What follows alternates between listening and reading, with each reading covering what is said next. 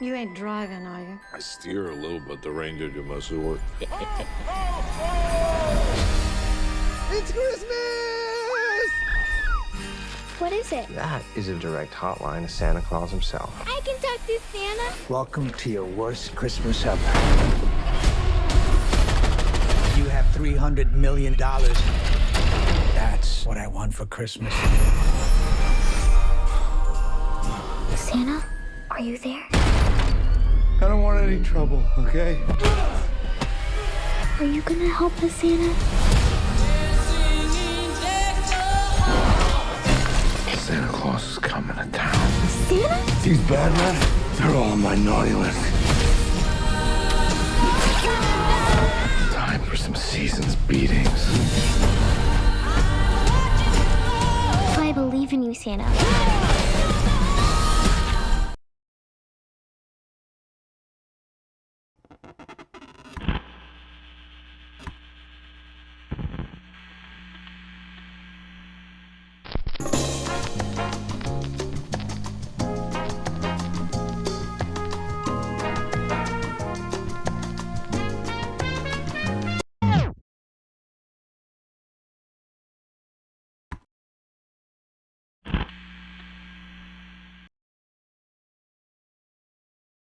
Hey everybody, welcome back to Holy Chat. Holy Chat.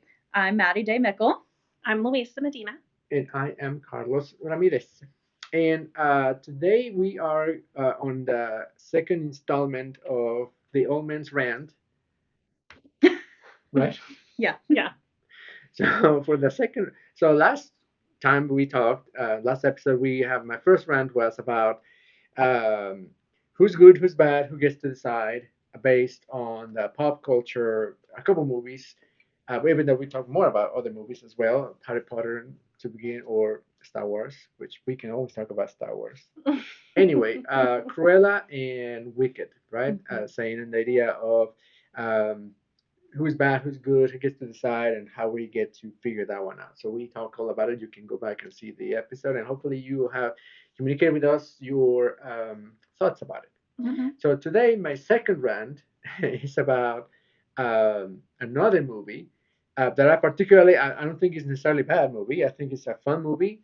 Well, I don't know necessarily a fun movie. Well, it is a fun movie if you're into those movies. Okay, Entertaining. there you go. Thank you. I would describe it as Santa Claus meets the Punisher, right? Yeah. Yes. And it's called Violent Night. It's not a new movie. It's been for a few years out with the guy who was, I can't remember his name right now, David something, who was Hopper in Stranger Things. Anyway, in that movie, he plays, or the Santa Claus of that universe. It is a jaded, cynical, tired Santa Claus that is just going from, where he's doing everything single year, and it's just going on and happening. And you meet him in a bar, and he's drinking, and as I said, he's very sarcastic, tired of what he's doing. I don't know necessarily tired of not wanting to do this anymore, but just tired. You can tell that it is tired.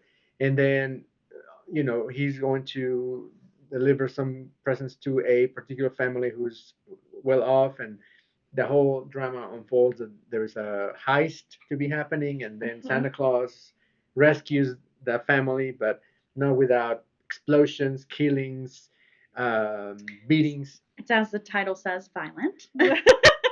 Very gory, yes. And the final scene when Santa Claus kills the main boss is very upsetting, I would say. I will not spoil it. Just needless to say, it fits in a chimney this size. So anyway, maybe again, this is my old man rant, right? So maybe I'm reading too much into it, and it's there. Come on, and you can also say in the comments. Um, the the whole thing about this movie is that I see in this movie how bad our institutions are. Or these movie, and in particular Santa Claus in this case, represents to me how bad our institutions are. In this case, it's Christmas. In this case, it's Santa Claus. But also, I think to me, it reflects how government Any other institution that you can think of, church, religious institutions, that they are just battered, cynical, jaded, um, and nobody believes in them. That is the whole kind of continuum and arc in between on the movie and other kind of movies. Well, don't believe, and at the end there's a belief. But like, it's not cute as Elf. It is not, not at No. all. It is this Not as Santa cute as Claus. No, it is this Santa Claus. Indeed, not a children's movie. No, it is not. It's an adult one. Yes. I mean, Santa Claus has a man bun, for crying out loud. Right? Yep, he does. So, If you don't have a man bun, can't be in a children's movie. No. Sorry about you. again, so I guess, what do you guys think about, my take on this, that I think institutions as it is, I think they are in, the percentage of people believing or caring for, say, religious institutions, government, and any other, as I said, that you think of, they are not, people don't believe in them anymore, or they don't trust them. That was the word. Don't trust them anymore as they used to in the past. They are not the to-go place to find reliable, information, or reliable people to lead our society. Uh, Seems like anymore, and there are reasons for it. But as I said, I think that, again, this Santa Claus is been beaten. It's bleeding. It's been stabbed. You know, many times in the throughout the movie, and I just thought, well, that is represents where we are. I think as a society, in a sense, as I said, I think that we have strangled and we beaten these institutions, and we don't trust them anymore. And these institutions are kind of fighting in many ways to claw their way back into relevance. So that is, to me, again, my rant. Maybe it's not necessarily against the movie. It is just where we are, and I saw that as like, wow, that is, to me, that where institutions are, and particularly, and I would just go steer down to Christianity. Well, not Christianity, but religious institutions, not Christianity. Christianity is a different thing, but religious institutions, denominations, that we are battered. Uh, there are people who don't believe in us as an institution, and that in other words, in way to be relevant, we have to be not necessarily violent, but we have to claw our way and fight our way symbolically to be relevant and be in the spotlight, or being just even in a conversation. So, Well, I think that what you said about trust is like right. Like, we are losing trust in institutions, whether it be the church or whatever it is. And the reason why we lose trust in things is because those things have hurt us. And so, like, with Santa Claus and stuff like that, spoiler alert, if you have kids around, don't let them hear. But like, we lose our trust in Santa because eventually Santa doesn't show up, right? right. And so, like, when we look at institutions, like, we lose our trust because they hurt, because in some way they haven't showed up for us in a way that we needed them to. Or they've caused harm. Mm-hmm. Not just not shown up. Yes. But they've like proven by action that we can't trust them. Mm-hmm. And so, they say one thing and do a completely opposite thing. Yeah. And so I think how to like find relevancy is by doing the things we talk about. So simply just doing them. I mean, I talk about this a lot with the kids, but like, people are going to believe what they see you do, not what they hear you say. And so if I say I love Jesus, but tomorrow I push Maddie down, then people are going to believe that. Right. They're going to believe what they saw, which is that I just pushed Maddie down and walked away. And so I think that's where we've lost trust, specifically in religious institutions, that we've said one thing and then completely done an opposite thing. And so now people are like, well, I don't believe anything you say now because you've shown me time and time again that you're not to be trusted. Yeah. I mean, it goes back to that saying that actions speak louder than your words. Like, we talk again in youth that, like, what we learn in Sunday and Wednesday should not stay here, but should be lived out in our actions, and live your faith out in the world. And so, like, can people tell if you're a Christian or that you believe by what you do? Because like it's not only the institution that has a stance, it's also us, and we're a part of that institution if we're a Christian. And so like if we are harming people and we are not standing up for people, then we are not showing our best Jesus person representative. Well, and I think too we have like a responsibility to call out the institution when it's not living the thing. So yes. like if we say, like if we all understand that by saying yes, I'm a Jesus person, yes, whatever, then we kind of fall into the institution. So if the institution is doing something that you don't think is representative of what we believe, then we also have a responsibility to say, hey, that's not what we believe. Now, I mean, I think to me that raises a question. Particularly, I mean, as I said, I'm the old man in town, and the jaded man. I'm not jaded, but let's say that I'm jaded. But it raises more questions to you guys because I mean, not only you are young, certifiable young people, but you are working with young people. I mean, you children and youth, for crying out loud. And I know that we are not, in our daily work at the local congregation, we're not saying you need to believe in what we believe as United Methodists, right? But we always preach Jesus Christ, and we do our teachings through that lens. However, we do at the end of the day also fall into this that we are in a institution. So for you guys, how do you reconcile one and the other, right? On the one hand, um, obviously faith in Jesus and everything expressed through United Methodism. In this case, as for us, how do you go about,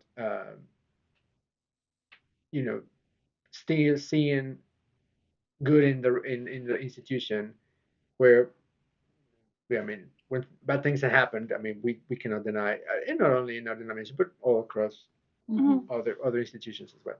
So how do you go about that? Like how is that in your mind, saying that again reconcile one and the other? Yeah. I think that for me, I think the good has far outweighed the few bad things. Not to say or discredit any of the bad things that have happened because they have harmed lots of people. But I do think there has been a lot of good that has come out of the institution. And so I don't think it's like, well, it's a wash, like start over. Because I do think that there's still good that comes out of the institution. That's why I'm still in it. Yeah, because I do think that good comes out of it. Yeah. And I think like what we were talking about earlier about with accountability, like the United Methodist Church has so much accountability in it that when we do see like, oh no, we are harming people, we as like the congregation and the people a part of it are like, we have a duty to say, no, this is not right. We are causing harm and we are hurting people. And what are we going to do to fix it? And so it's like holding ourselves accountable. Yeah. So in a world where as I said, I think that's where institutions are in a sense, or maybe not where we are. I think that we see it from when we are on this side. We see it. Well, we are not as battered as people see us, but when people hear it from the other side, outsiders, see us that how can we go about being, claw our way back, like not beating people or anything, obviously, but just showing just how the goodness that we're doing. How do you think that we can go about it? I mean, I know that there are some things going on happening, of course, but I want to hear from you as certified young people, talking with young people. So like the good that we're seeing within there. With the institution, the good the institution is doing, or the good that, I will put it this way: the good that God is doing through the institution, right? I think that is ultimately what we believe. Ultimately, right? Right. Yeah, I think that like this is kind of sidebar before I answer your question. Please do. But I think that a way that we can show other people who are not a part of the institution but are like peeking over the fence, like, oh, I'm curious what you're doing, like showing them that yes, there is bad, but here's how we are addressing that and then moving Mm. forward towards good is by following Jesus and his example of telling stories, right? And that goes into this of like, here's things that we are doing that are good, and we want you to also be a part of that and experience this good that can kind of heal your harm and your hurt, right? And I think it's also good to empower people to tell their stories. Yes. Because I think we have stopped doing that because there's been so much bad things that have happened and people have talked about that overwhelmingly that we've stopped kind of talking about, well, I go to church too. Well, we don't want to be I don't. associated Yeah, because with you don't it. want to be grouped in. You don't want to be grouped into the bad. But we kind of need to like encourage people to tell their stories because it's not all bad.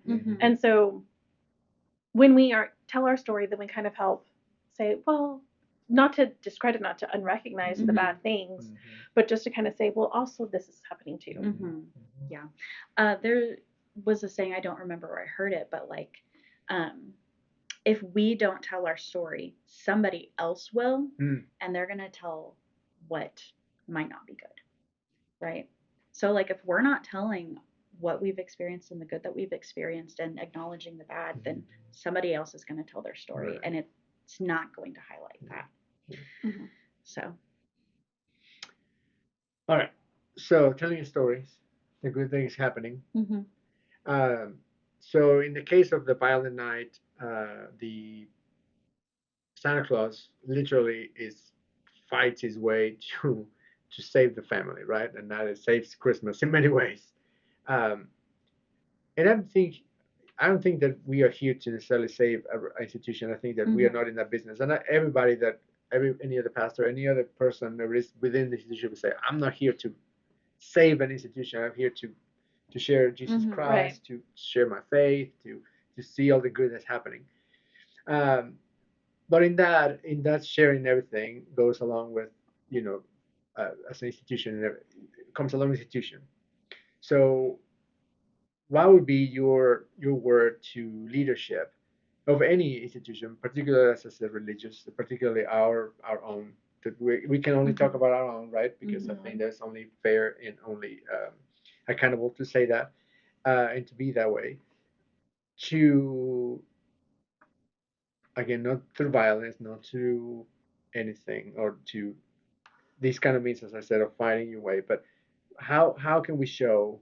You said stories and everything, but what would be your word for leadership to say, okay, in this path, in this milieu of battered in bad rep that we have as an institution, what are the steps that you would take in order to show who we really are, the good that outweighs the bad? Well, I think building relationships is like super, super key of showing people that you care. And so like when there is a breaking of a trust, you also have to rebuild back that relationship. And so I think that we do that by talking through people and letting them be seen. And then when we have acknowledged them and they're hurt, then we say, okay, now we can kind of move forward. But that's kind of different from where we are today in an age where we are so online. Like seeing people face to face is so hard that like telling our stories looks different now. Telling our stories means sharing something online. So it's interesting to think about like what are the ways that we share our stories when. So building relationships, whatever way they may be. Yeah. And I think also just accountability. And so if accountability rather than ignoring is not the right word, but pushing aside, I guess.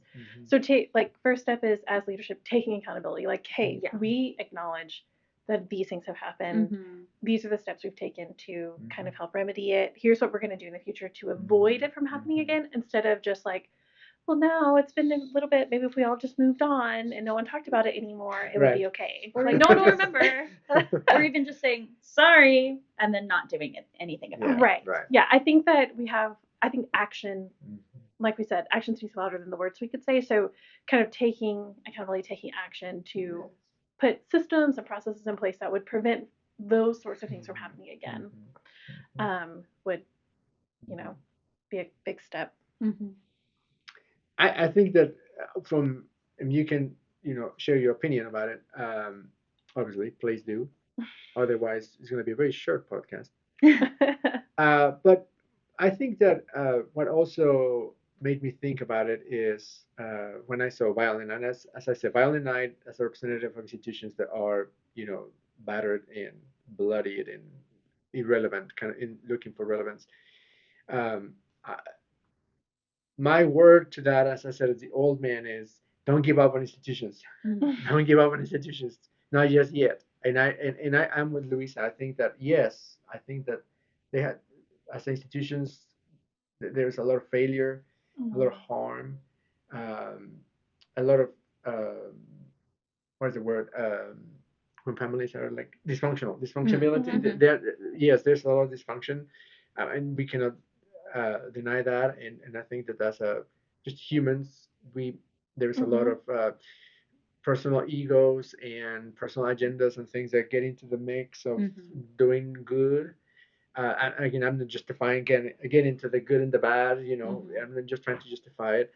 I'm just thinking that I'm with Luisa and with Maddie in a sense that I think that institutions, as a general rule, for the most part, try to do good.